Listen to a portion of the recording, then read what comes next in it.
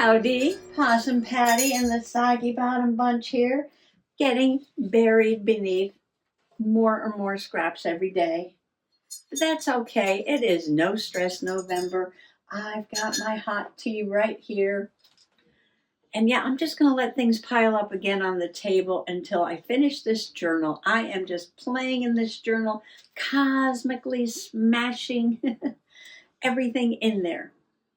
Well, the crumb on the table, is the auto show. Yes, I left this brochure here, and I came in a few moments to print out some pictures because I can't record and print at the same time because I use my phone as the control app for my printer. And yeah, so I'm sitting here printing out pictures and thinking about the brochure. Now, I was going to take the cover and just put some scrapbook paper or some kind of paper on the back and put a picture and do a little bit of journaling and slip that in the pocket. So while I'm sitting here printing out the pictures, I was thinking, I got out the staple remover and I took it apart and I was just about to cut the cover off, but I was like, a brochure. Maybe I should make a little brochure, my own brochure about the auto show. And that got me a little bit excited. And I went over to the shelf back there. And I grabbed a couple of pieces of paper off the fall shelf. And I love this, yes. Now, I think I got this at the flea market, maybe last year or the year before. I love it. I love it. And, I'm like, what am I saving it for? What am I saving it for? I love this paper.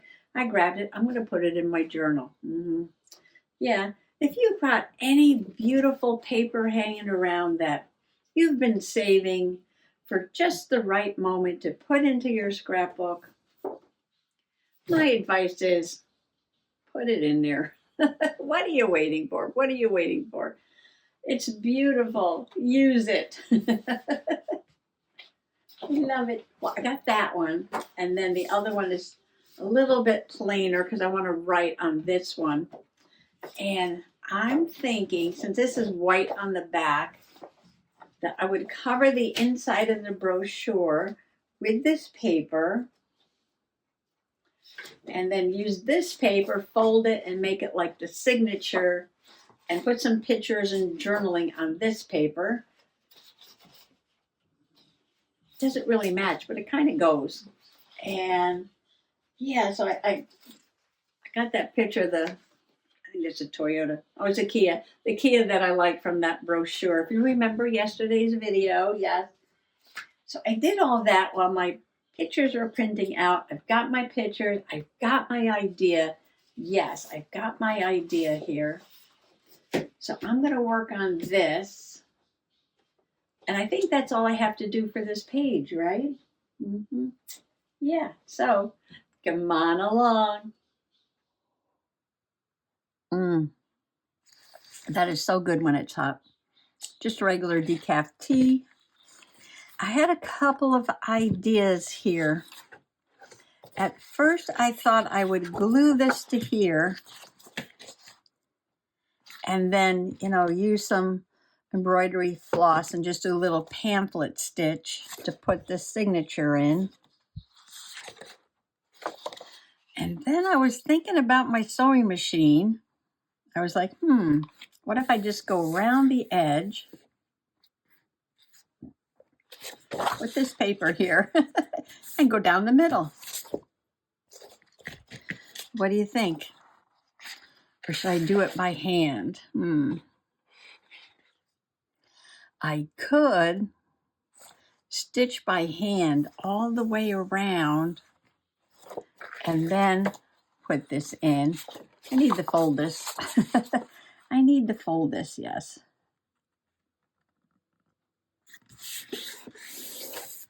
So while I'm thinking, I at least got something done, right?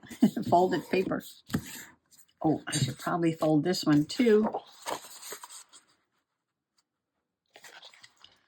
I'm kind of liking the hand-stitched idea. What do you think? I don't know why, but, you know, these things just come to my mind and I do them. They come to my mind and I do them.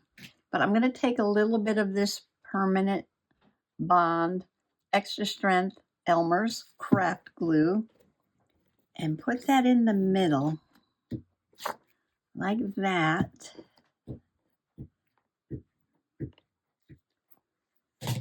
And place this on top.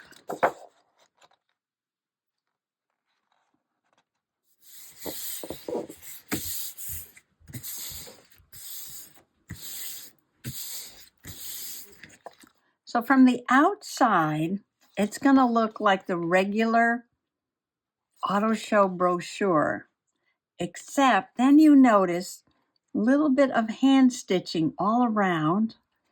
And when you open it up, yes, it's completely altered. So the first thing that I have to do is choose thread, okay? Let's choose some thread. We have some really nice variegated here. I can do green to match the car on the front, or I can do an autumn color, or I can do blue to match the pocket. You're gonna see it on this side too, so I could use a golden thread or an orangey thread.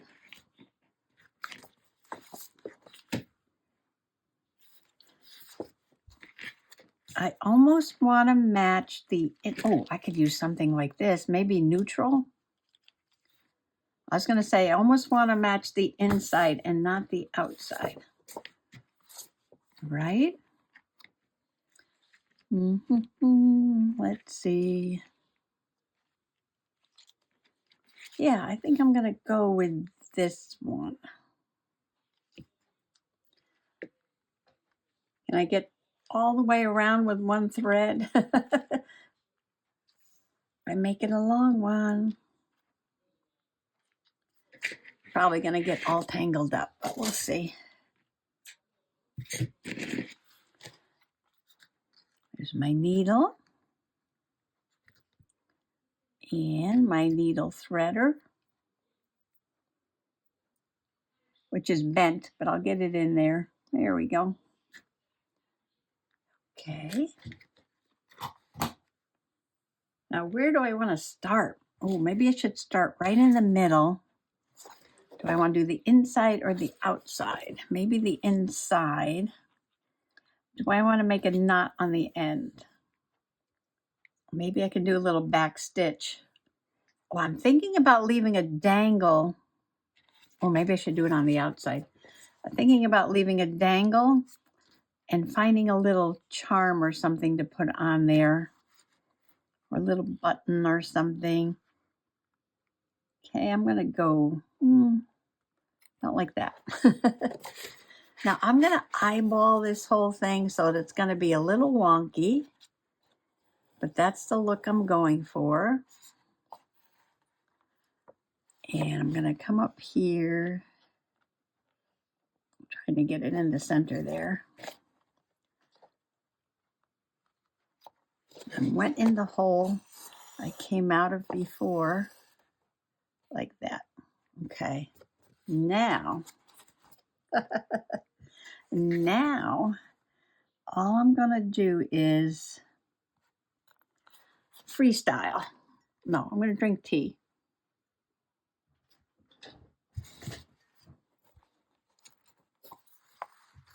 Wow, that's a long thread. Oh, you know what I need to do? See, I need to pull this, yeah.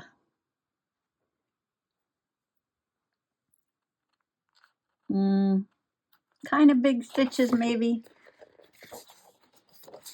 So every year I try to pick my fave car at the car show. Now I know you're saying, awesome, Patty. You know, you're not a car person. Why do you go to a car show? You're all about nature and things like that, right? And art and music, and well, I tell you, and I learned this once from a movie, right? It was a series. It was a series called The Detectorists, I think. The Detectorists. Anyway, about this club of guys, and they all had like metal detectors, and they would go out to certain areas and they were searching for, like old Roman coins and things like that. And they had this nice little club, and it's funny. It's a British show. Yeah, it's a British show. And they were asking this one guy to come out and do something with them, and the fellow said that he would had to go take dancing lessons or something with his wife. And they're like, "What? You don't like dancing?" And he says, "No, I don't like dancing." He says, "But I love my wife, and my wife loves dancing." And I was like, "Oh, he loves his wife, and his wife loves dancing."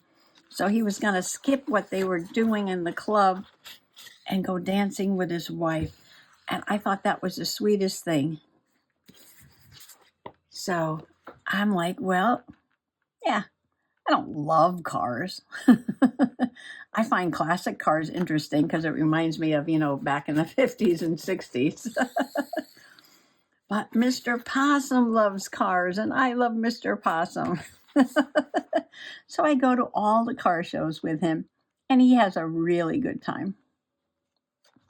And that's a good thing. So, what was my favorite this year? It's a toss-up. Yes, it's a toss-up. The Skittles Jeep was there, but that was the favorite last year. The Skittles Jeep had Be the Rainbow on it. I just loved that last year. This year, two completely different cars. Okay, one was in the supercar club, and those were the high-powered 400 horsepower Corvettes and little GTs and things like that. Well, there was one car there. I guess it was sponsored by a company that does, custom wraps, like puts the logos and pictures on things. You see those like on buses and, like when politicians are campaigning and they've got their name plastered across the side of the bus, things like that. And this car was called the Golden Ticket, right? The Golden Ticket, like Willy Wonka's Golden Ticket.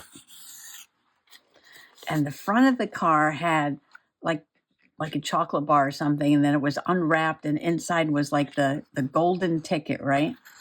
Willy Wonka.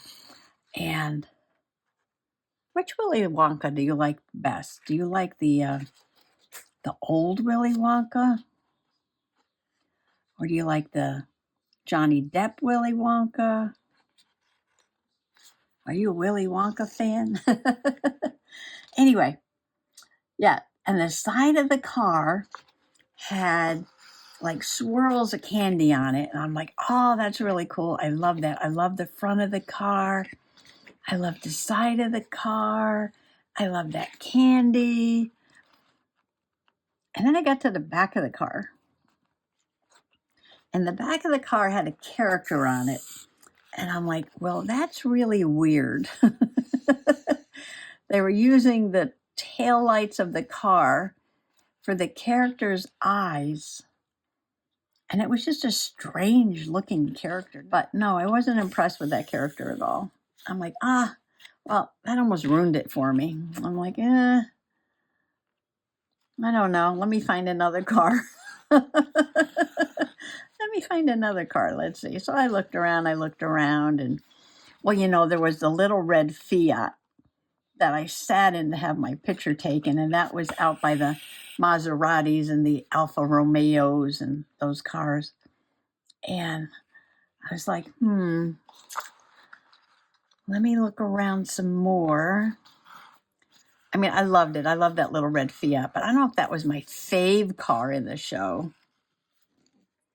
So I'm looking at the classic cars and, whoops, And I'm looking at the new cars and the electric cars, and I was like, I don't know. Let's see. Oh, and then I saw this one car. It wasn't a car, it was a truck over in the corner of the corral there, the car corral. And it was an old Chevy pickup. I'm not sure what year, probably 1955 or something. I don't know my Chevy trucks, but that's what it looked like to me. I guess I can look it up. I could probably ask Mr. Possum. I'm sure he knows. And yeah, it was almost like what they call the rat rod. Now, if you're into hot rods or you belong to a hot rod club or you go to car shows all the time, you're going to know what I mean when I say the rat rod. It's like a hot rod, but completely all junky. No super paint job, no coordinating parts. It's just like you took all the leftover parts and welded them together, and that's it. Usually have good motors in them and run pretty well, but yeah, it's almost like an eyesore. Yes, it's like an eyesore compared to all the beautiful cars. But in some ways, that just makes it very appealing. Very appealing. You know, if you like grunge or you like things like that, or what the Japanese call that, wabi sabi, the patina that old things get, that rusty patina. You'd love a rat rod. Some of them have, like really funny characters welded on them and things like that. Well, this one was by a company that did customs. So I'm not sure if they did custom cars or custom motorcycles, because there was a motorcycle on the back of it. And yeah, I didn't see any brochures or anything. I guess I can look the company up.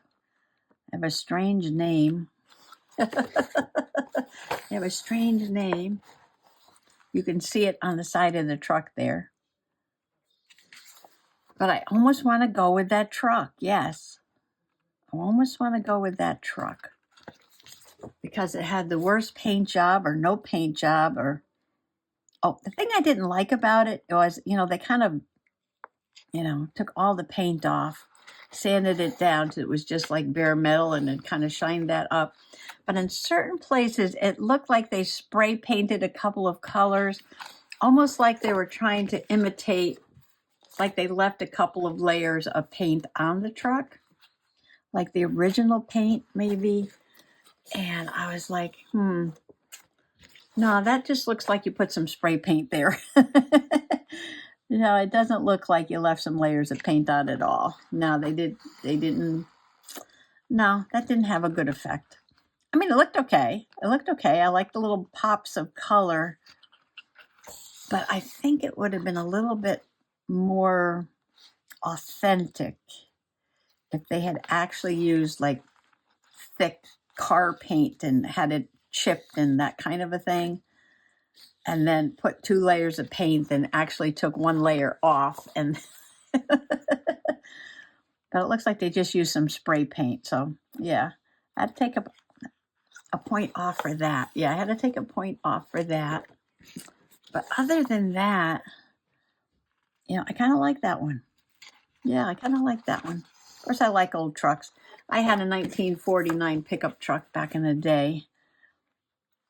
So how are we doing? See, I love that. Look at that. So I got to keep sewing here. Got to keep sewing and sewing. And say it with me. There's the morning double clock.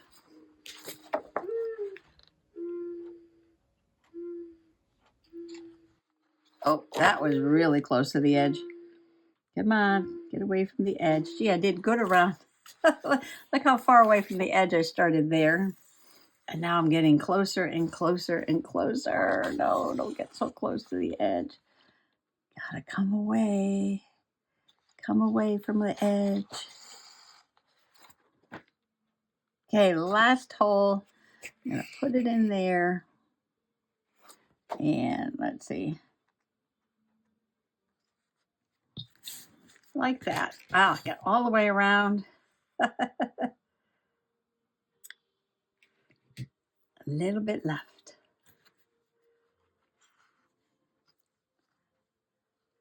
And I'm going to tie it off here. And leave those dangling for now. And there it is. I love it. Hand stitched all around. Not supposed to look even. Supposed to be a little crooked, a little wonky. I just didn't want to get too close to the edge. See, like that one? Wow. Didn't want to do that. Okay, now to do a pamphlet stitch. Okay, I got a couple of clips here. And I'm going to clip this top and bottom, I guess. Hold it straight while it's a little bit bigger than the cover, but that's okay. Hold it straight while I sew. Some people just eyeball this, but I'm gonna eyeball it with a ruler. So it's almost 8 3/4, right? So before, I'm gonna go 4 1/4, so it's a little bit above the half mark, but that's okay. All right, that's what I'll be going through in the center. And I usually like to come up at least like an inch. Yeah, like an inch there. Yeah, we'll do an inch. And we'll do an inch over here. And a pamphlet stitch is just very easy. Go like around the center, come in from the top and the bottom. Mark where you're going to do it. Some people don't even mark it. They're so good at doing this. And shall we use the same thread or a different thread? I think I'm going to use a different one. I think I'm going to use this one. Oops, not that one. How'd that green come off? And let's see. People do like 1, 2, like 3.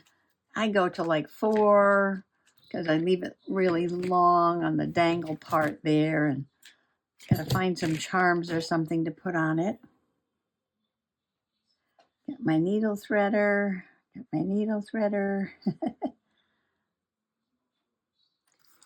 Okay, do I want the ties on the outside? I've got these ties here. So I can put the tie, oh no, you know what? I'm going to be putting this here. So I think I'll leave the thread dangling on the outside. So I didn't mark it on the outside. So this is going to be approximate. Oh, I know what I'll do. I'll poke that through like that. And then when I turn it over, I can see the hole. Yay! Okay. So I like to leave a long dangle. And then I come up to the top. You make a great big giant stitch like that. And then you come down to the bottom, and I can't see, so I'm going to poke that hole right there. Like that, so I can see the hole.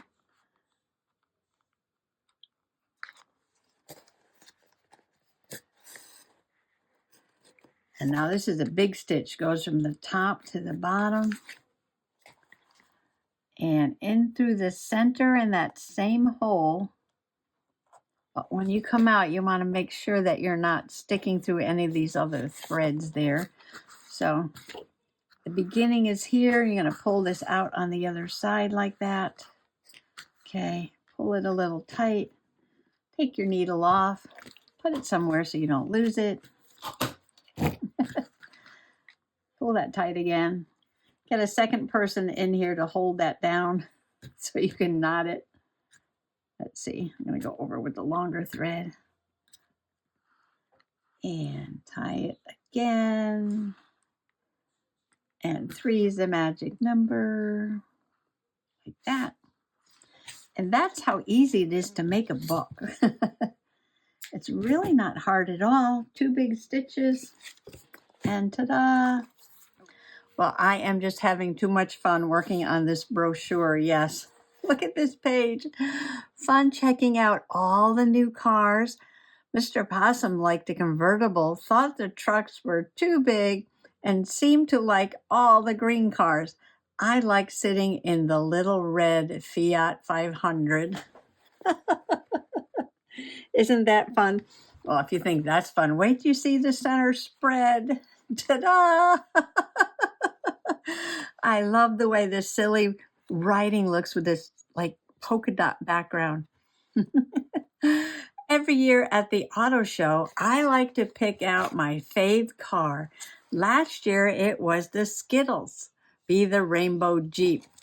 This year, I almost chose the Willy Wonka golden ticket, but I didn't like the character on the back with the taillights for eyes. So I think I'm going to say the old Chevy pickup with, I put 1953. I asked Mr. Possum, he said it looked more like a 1953 than a 55. With the vintage bike on the back, rat rod. But then there's the Fiat 500 I sat in ... Well, that is as far as I got. Okay, so on this side, I'm going to journal about pizza at Pepe's. And then I was thinking about putting those 2 cars in here somehow. And I don't really have a great picture of them because the way the cars were parked, it was hard to get a good picture. But I do have the front of the Willy Wonka. And I thought about putting one over there. And then I do have the rat rod here. And I was thinking about putting one over there. But somehow a whole hour has gone by since the morning dove o'clock. I can't believe it. Where did the time go? Like Kermit the Frog says, time's fun when you're having flies, right? Well, I almost got my brochure done, but this is no stress November, so I'm not stressing out here. I'm going to leave it on the table as a crumb to finish tomorrow. And then, yeah, if I get that done, I just might start another page. So you all have to come back now, you hear? Happy junk journaling. Bye-bye.